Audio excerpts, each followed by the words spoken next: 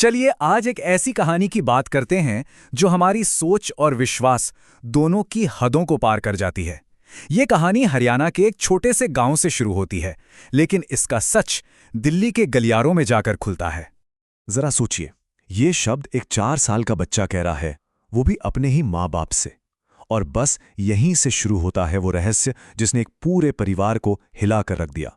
ये एक ऐसा रहस्य था जिसने मनोविज्ञान और विश्वास पर ही गहरे सवाल खड़े कर दिए। तो सवाल ये उठता है कि क्या ये सब एक बच्चे के मन की उपज थी, कोई खेल था, या फिर ये एक ऐसे वादे की कहानी थी जिसे पूरा करने के लिए एक आत्मा ने मौत को भी पार कर लिया। तो इस सवाल का जवाब ढूंढने के लिए चलिए कहानी की शुरुआत में चलते हैं, जहां एक छोटा सा बच्चा कुछ ऐसे दावे करता है जो उसके परिवार के लिए सब कुछ बदल कर रख देते हैं।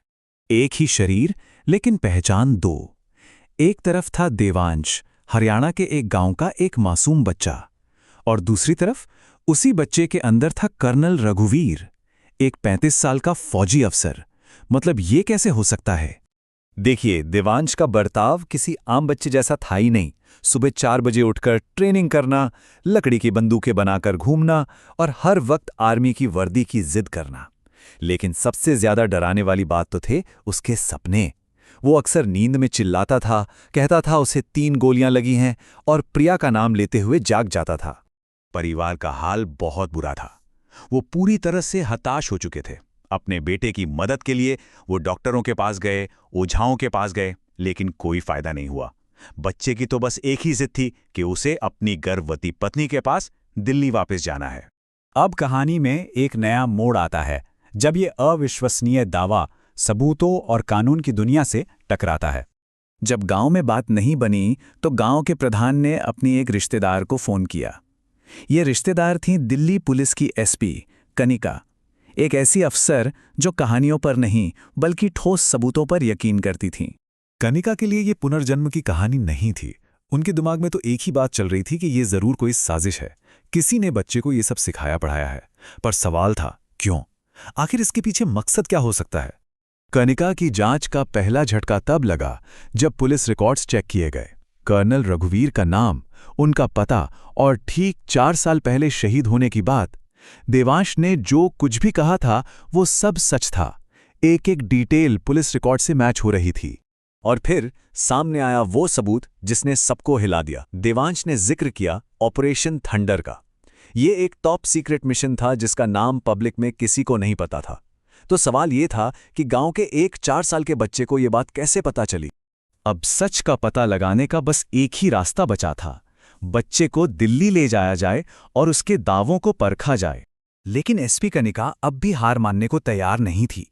उन्होंने देवांश के सामने एक चैलेंज रखा।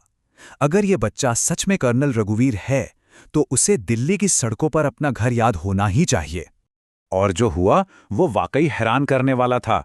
वो बच्चा जो कभी अपने गांव से बाहर तक नहीं निकला था, उसने दिल्ली की अनजान सड़कों पर पुलिस जीप को ऐसे गाइड किया जैसे ये उसका रोज का काम हो। और जीप ठीक उसी घर के सामने जाकर रुकी जिस पर नेम प्लेट लगी थी, कर्नल रघुवीर सिंह शहीद। अब कहानी उस मोड़ पर आ पहुंची थी जिसका सबको इंतजार था। अब होने वाला था अतीत से आमना सामना। दरवाजा एक महिला ने खोला और उसे देखते ही 4 साल के देवांश ने कहा, प्रिया, मैं वापस आ गया। मैंने वादा किया था कि मैं लौट कर आऊंगा। अपने पति का नाम और वो आखिरी वादा एक बच्चे के मुंह से सुनकर प्रिया के तो होश ही उड़ गए। और इसके बाद तो देवांश ने एक एक करके वो राज बताने शुरू किए जो सिर्फ रघुवीर और प्रिया ही जानते थे। वो काला तावीज, कैंटीन में हुई पहली मुलाकात, यहां तक कि घर के अंदर हुए छोटे छोटे बदलाव भी। ये बातें कोई किसी को सिखा नहीं सकता था, ये सिर्फ उन दोनों के बीच की थीं। पर एसपी कनिका को एक आखिरी और पक्का सबूत चाहिए था। उन्होंने रघुवीर की यूनिट के सिपाहियों को बुलाया। ये आखिरी परीक्षा थी। अगर बच्चा इन्हें भी पहचान लेता है तो इस कहानी पर शक की कोई गुंजाइश नहीं बचेगी। और बस वही वो पल था जब सारे शक, सारे सवाल खत्म हो गए। उन तजुर्बेकार फौजियों ने अपने कमांडर को पहचान लिया था, भले ही वो एक बच्चे के शरीर में था। उनकी आंखों में आंसू थे और उन्होंने उस 5 साल के बच्चे को सैल्यूट करते हुए कहा, जय हिंद सर। कहानी तो साबित हो गई, लेकिन अब एक नया सवाल खड़ा हो गया था। अब आगे क्या होगा? इन दो परिवारों का क्या होगा? तो दोनों परिवारों ने मिलकर एक बहुत ही अलग, एक बहुत ही समझदारी भरा फैसला लिया। देवांश का परिवार दिल्ली शिफ्ट हो गया और वो अपने पिछले जन्म के बेटे के साथ एक दोस्त की तरह एक ही स्कूल में पढ़ने लगा।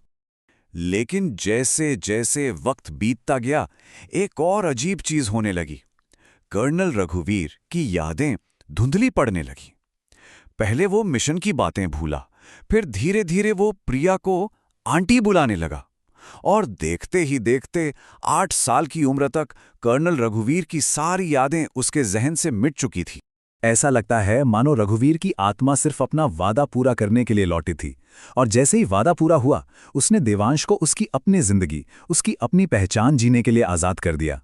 तो ये कहानी हमें एक बहुत बड़े सवाल के साथ छोड़ जाती है। क्या ये सच में पिछले जन्म की यादें थीं, या ये एक ऐसे गहरे प्यार और वादे की ताकत थी जिसने मौत को भी मात दे दी? इसका जवाब शायद विज्ञान के पास नहीं, बल्कि विश्वास में कहीं छिपा है।